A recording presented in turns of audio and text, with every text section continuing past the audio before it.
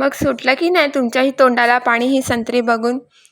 इथे मी एक संत्र सोलून घेतले. त्याच्यानंतर इथे मी काही मसाले घालणार आहे.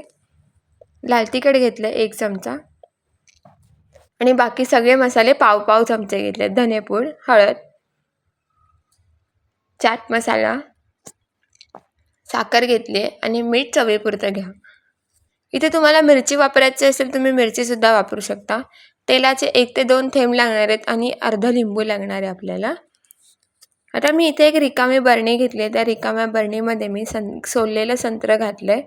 त्याच्यानंतर लाल तिखट घातलं आहे. बाकी सगळे मसाले घालणार आहे. मसाल्यांचं प्रमाण तुम्ही तुमच्या आवडीनुसार कमी अधिक करू शकता. चाट मसाला घातला आहे साखर घालून झाल्यानंतर मीठ घालते. साखर थोडीशी तरी घालात आणि चव खरंच खूप छान येते.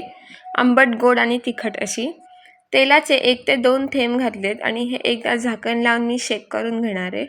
आणि पुन्हा थोडासा अर्धा लिंबाचा रस घातला आहे आणि पुन्हा एकदा व्यवस्थित मिक्स करून घेतलं आहे. आणि आता हे सर्व करते. व्हिडिओ आवडल्यास सबस्क्राईब करा. थँक्यू.